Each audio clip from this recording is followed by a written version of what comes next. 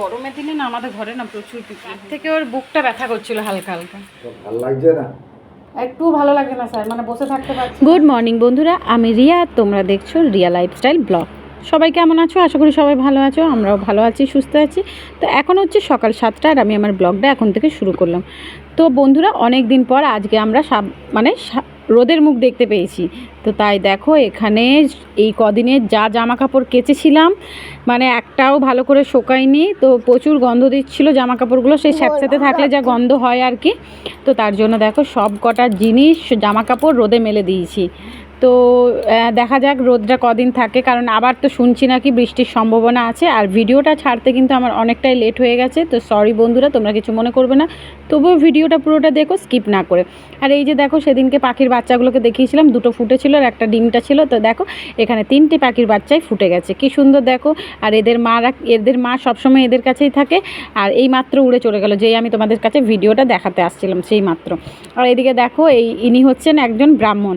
তো প্রায় দিনই আমাদের বাড়িতে আসেন, তো বেশ ভালো উনি। তো আমার বর বলল উনি যখন এসছেন তাহলে ওনাকে একটা আম কেটে দাও। আর আমার বর আজ সকালবেলা আমগুলো নিয়ে এসেছিলো, টাটকা আম। তো তাই দেখো ওখানে আম খেতে দিয়েছি। আর এই যে দেখো, এখানে আমার মাম্মাম এখন তোমার গোপাল ভাঁড় দেখছে। তো চলো ওনার জন্য একটু চা করে নিয়ে আসি। বন্ধুরা, তো এখন ওপরে আছি। আর আমার এই ড্রেসিং টেবিলটার এখানটায়, এই যে এখানটায় গোটাই পিঁপড়া হয়ে গেছে। তো তার জন্য এখন আমি পিঁপড়েগুলোকে এখন মানে পরিষ্কার করতে জায়গাটা একটু, যাতে পিঁপড়েগুলো না থাকে। কারণ এই গরমের দিনে না আমাদের ঘরে না প্রচুর পিঁপড়ে হয়ে যায়। আর আমার মাম্মাম কী করেছে দেখো, একে এই জায়গাটা হয়েছে, এদিকে ABCD কী সব লিখেছে। দাঁড়াও ব্যাক ক্যামেরা করি তবে দেখতে পাবে। তো এই যে দেখো, এই জায়গাগুলোতে প্রচুর পিঁপড়ে হয়ে গেছিলো। তো যাই হোক, এই জায়গাগুলো একটু পরিষ্কার করে নিয়েছি। আর তোমার এই যে দেখো, এখানগুলো কত এঁকেছে দেখো আমার মাম্মা, দেখেছো? প্রচুর এঁকেছে।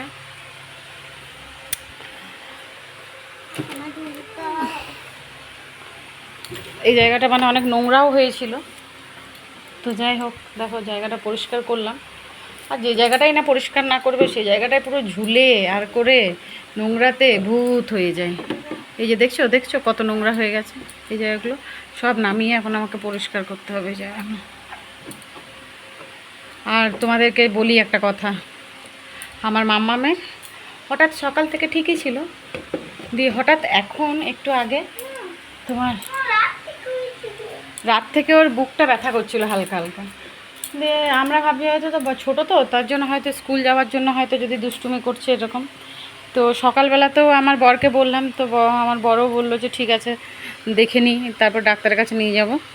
দিয়ে আজকে ওই নয়নদের ঘরে খেলতে গেছে, দিয়ে ওখানে ওর মেজো জেম্মা দেখছে যে ওর চোখগুলো কেমন ছলছল করছে। তখন বলছে যে, তখন আমাকে বলছে যে তিন্নির শরীরটা ভালো নেই। দিয়ে এখন হাত পাগুলো ছুটছি, হাত পাগুলো কিন্তু ঠান্ডা, হাত পাগুলো একদম কিন্তু জলের মতো ঠান্ডা, কিন্তু কপালটা কিন্তু মারাত্মক গরম। তো প্রথমে যখন থার্মোমিটার নিয়ে চেক করলাম তো 98 এরকম আসছিল। আর এখন চেক করছি তো 102-এর কাছাকাছি জ্বর চলে এসছে। তো দেখা যাক, সন্ধেবেলা যাব। এমনিতে যাকে দেখায় আর কি, তিনি তো নেই এখানে, সোম থেকে শুক্রবার বসে, আজ তো শনিবার, তো তাকে তো আর পাওয়া যাবে না। আর দুটো ভালো ডাক্তার আছে, দুটো ডাক্তারকে পাওয়া যাবে না। তো অন্য একটা ডাক্তার আছে, তো ওনাকে কোনো দিন দেখাইনি, তো আজকে দেখাবো। তো সন্ধেবেলা বসানো নেই, তো সন্ধেবেলাতেই দেখাবো ভাবছি, সন্ধেবেলা নিয়ে যাবো আজকে। তো চলো মাম্মামকে এখন একটু ঘুম পাড়ানোর চেষ্টা করি, তারপরে তোমাদেরকে পরে জানাবো কি হলো না হলো। তো বন্ধুরা, এখন বাজছে 3টে। তো শুয়েছিলাম আমরা, তো হঠাৎ করে আমার মামামকে দেখি একটু ছুঁয়ে যে জ্বর আছে কিনা। তো দেখছি জ্বরে গাটা পুড়ে যাচ্ছে। তো থার্মোমিটারে নিয়ে চেক করে দেখলাম, তো দেখছি 102-এর ওপরেই জ্বরটা উঠে গেছে। তো তাই দেখো এখন একে জলপটি দিতে শুরু করেছি। তো আজ বিকেলবেলায় সন্ধেবেলায় তো ডাক্তারের কাছে যাবই, তো তার আগে অবধি তো কোনো রকমে তো জ্বরটা তো কমাতে হবে। তো তাই ভাবছি যে এখন জলপটিটা দিতে থাকি। তো দেখো একটু ঘুমোতে পারেনি, গোটা দুপুর জেগে আছে। তো এই যে দেখো এখানে মাম্মামকে নিয়ে একটু বসে আছি, তো মাম্মামকে মাথায় হাত বুলিয়ে দিচ্ছি, তো মাম্মাম এখন একটু ঘুমোচ্ছে। আর এখন বাজছে হচ্ছে বিকেল 5টা। তো আর আজকে আমি খাবার পর্যন্ত করিনি, আমার শাশুড়ি মাই আজকে খাবার করছে। কি করব, কিছু উপায় নেই, তো মেয়ের শরীর ভালো নেই, মেয়ের কাছ থেকে তো যেতেও পারছি না। তো তাই দেখো এখন আমি এখানে মাম্মামের জন্য একটু ভাত নিয়ে এসেছি, মানে একটু গরম ভাত করলাম। তো তাই বললাম যে একটু ভাতটা খেয়ে না, ভাতটা খেয়ে পরে তোমাকে ডাক্তারের কাছে নিয়ে যাব। ওর একটুও ভালো লাগছে না কিন্তু খেতে, কিন্তু ওই যে আমার মাম্মাম ভীষণ কথা শোনে জানো তো, আমার মাম্মামকে যা বলবো তাই শোনে। তো দেখো ও খেতে ভালো লাগছে না বলে কত কান্না করছে, মানে জোর জবরদস্তি খাচ্ছে। আমি ওকে বোঝাচ্ছি যে মাম্মাম একটু খেয়ে নাও, না খেলে কিন্তু ডাক্তার আরও ইঞ্জেকশন দিয়ে দেবে। তো তার জন্য দেখো ও ভয়ে ভয়ে কিন্তু খেয়ে নিচ্ছে। আর গরমও লাগছে প্রচুর, এত যে জ্বর আছে গায়ে, কিন্তু এক ফোঁটাও কিন্তু কোনো ঠান্ডা লাগছে না ওর। আর হাত পাগুলো কিন্তু ঠান্ডাই আছে, গরম আছে শুধু মাথাটা। আর মাথাটা যখন থার্মোমিটারে এখন চেক করে দেখছি 103 জ্বর উঠে গেছে। তো চলো বন্ধুরা এবারে ওকে নিয়ে ডাক্তারের কাছে যাই। তো দেখো ডাক্তারের কাছে যাওয়ার আগে এখানে কিছু ফল কিনে নিচ্ছি, কারণ মাম্মামকে এখন কিছু ফলও তো খাওয়াতে হবে, কারণ এখন ও কিচ্ছু খেতে পারছে না, কিচ্ছু না। তো তাই দেখো এখানে ফলের দোকানে দাঁড়িয়ে আছি। তো ভাবলাম যে একটু মাম্মামের জন্য আপেল কিনে নেব। আর দেখো আমার মাম্মাম বসে থাকতে চাইছে না কিছুতেই, মানে ওই যে ভালো লাগছে না, আমাদেরই ভালো না লাগলে আমরাই বসে থাকতে পারি না, তাহলে ও কি করে বসে থাকবে। তাই মাম্মামকে বললাম তোমার কি কিছু খেতে ইচ্ছে করছে, তো মাম্মাম বলছে মাম্মা আমার জন্য ওরিও বিস্কুট কিনবে। তো তাই দেখো এখানে একটা দোকানে দাঁড়িয়েছি, আর দাঁড়িয়ে দেখো একটা ওরিও বিস্কুট আর দুটো ডেয়ারি মিল্ক কিনে নিলাম। বলছে মাম্মা আমার ডেয়ারি মিল্ক খেতে ইচ্ছে করছে। তো তাই দেখো যা খেতে ইচ্ছে করছে ওকে বলছি যে তাই খাওয়াবো। তো চলো এখান থেকে চলে এসেছি। আর এই যে দেখো, মানে যেখানেই বাঘের ভয় সেখানেই সন্ধে হয়, মানে যত তাড়াতাড়ি যাওয়ার চেষ্টা করছি ডাক্তারের কাছে, কিন্তু যেতে পারছি না। এই যে এখানে মালগাড়ি আটকে পড়েছে, এবারে কতক্ষণে যাব এখান থেকে সেটাই ভাবছি, কারণ মাম্মামকে যত তাড়াতাড়ি যাওয়া যায় নিয়ে ডাক্তারের কাছে ততই ভালো। এই যে একটা জিনিস আছে না, যে ডাক্তারের কাছে গেলেই যেন অর্ধেকটা শরীর খারাপ ঠিক হয়ে যায়, সেরকম ব্যাপার, মানে ডাক্তার হাত দিলেই যেন মনে হবে যেন আমাদের শরীর খারাপটা ঠিক হয়ে যাচ্ছে। তো চলো ফাইনালি ডাক্তারের কাছে চলে যাই। তো এই যে দেখো আমরা চলে এসেছি ওষুধের দোকানে। তো এখানে দেখো মাম্মামের প্রথমে ওজনটা করে নিল। তো এখানে আমরা এখন ওয়েট করছি, আর ডাক্তারবাবু আগে আরেকটা পেশেন্ট দেখছে। তো এই যে দেখো ডাক্তারবাবুর কাছে চলে এসেছি। তো চলো তোমরা দেখতে থাকো ভিডিওটা। ভালো লাগছে না, একটু ভালো লাগে না স্যার, মানে বসে থাকতে পারছে না। তারপরে পেটে ব্যথা বলেছে।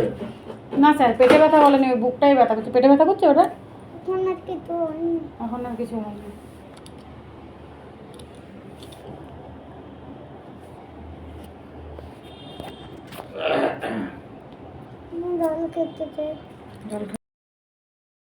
তো বন্ধুরা তোমরা তো দেখলেই, ডাক্তারের কাছ থেকে ওকে দেখিয়ে নিয়ে এলাম। তো ইনি অনেক পুরনো ডাক্তার, ঠিক আছে, আমাদের এখানকার অনেক পুরনো ডাক্তার। তো এনাকে ফার্স্ট টাইম মাম্মামকে দেখালাম। তো বেশ ভালোই ডাক্তার, খারাপ বলবো না, ভালো। মানে সব কিছু ঘরোয়া খাবার খেতে বলে, বাইরের খাবার সেরকম কিছু খাওয়ার দরকার নেই, ঘরের খাবার খান। তো যাই হোক বেশ ভালো ডাক্তার। তো উনি যাই হোক ওষুধ দিয়েছে, এবারে দেখা যাক ওষুধটাতে ঠিক হয়ে গেলে মা কালীর ইচ্ছায় ভালো হবে আর কি। তো বাড়ি নিয়ে এসে মাম্মাম এখন ঘুমিয়ে গেছে, শরীরটা ভীষণ দুর্বল, তো তাই ও ঘুমিয়ে গেছে।